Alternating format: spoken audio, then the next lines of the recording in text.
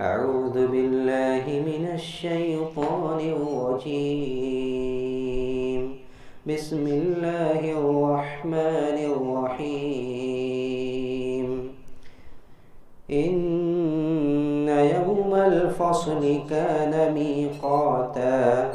يوم ينفخ في الصور فتأتون أفواجا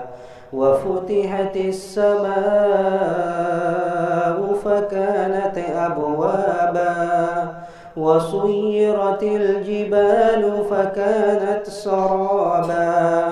إن جهنم كانت مرصادا للطاغين مآبا لابثين فيها أحقابا لا يذوقون فيها بردا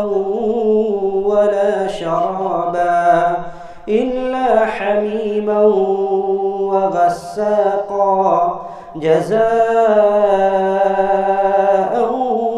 وفاقا إنهم كانوا لا يرجون حسابا وكذبوا بآياتنا كذابا وكل شيء أحصيناه كتابا فذوقوا فلن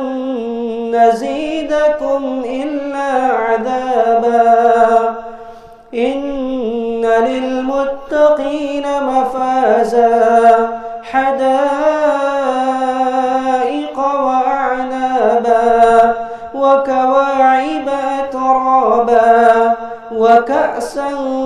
دهاقا لا يسمعون فيها لغوا ولا كذابا جزاء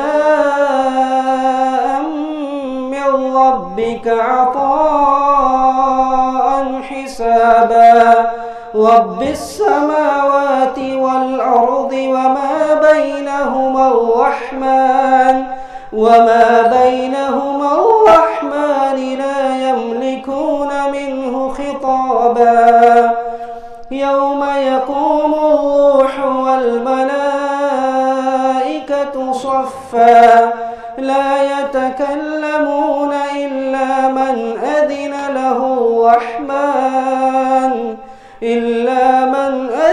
له الرحمن وقال صوابا